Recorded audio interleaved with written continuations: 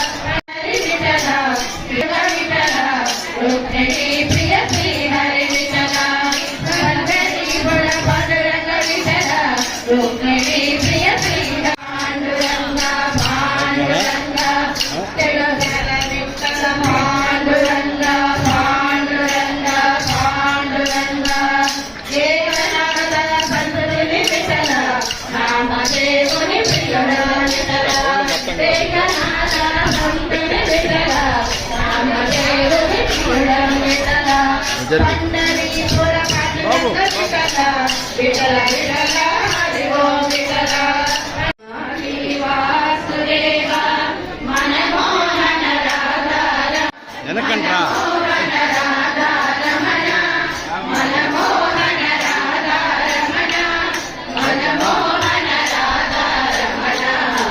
Thank you.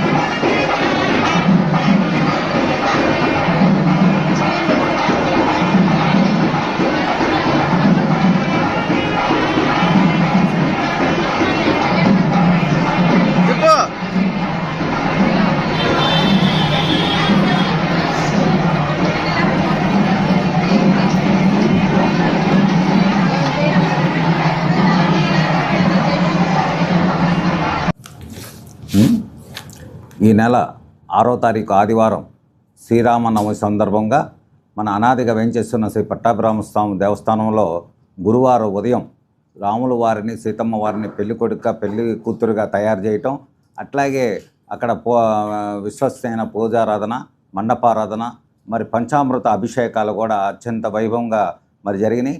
అట్లాగే సాయంత్రం కూడా మరి ధ్వజస్తంభానికి గరుడుగొడ్డను కట్టి మరి దేవతలందరినీ కూడా రేపు పెళ్ళికి ఆహ్వానించడం కార్యక్రమం కూడా చాలా చక్కగా జరిగింది. అదేవిధంగా శుక్రవారం కూడా మరి రేపు శ్రీరామనవమి సీతారామ కళ్యాణం సందర్భంగా తలంబ్రాల కార్యక్రమం నా శ్రీమతి అనురాధ, అట్లాగే మా కోడలు లిఖిత, తేజస్వి, అట్లాగే మా అబ్బాయిలు రూపేష్, రామ్దేవు, నేను, మా ముగ్గురు దంపతులతో అట్లాగే 400 మంది మహిళలచే తలంబ్రాలు అత్యంత వైభవంగా రంగరంగ వైభవంగా మరి స్వామివారిని ఆ పెద్ద వాకిలి నుంచి చిన్న వాకిలి వరకు తీసుకెళ్ళి ఆ తలంబ్రాలు అందరూ కూడా 400 మంది కూడా కలపటం కార్యక్రమం అత్యంత వైభవంగా జరిగింది.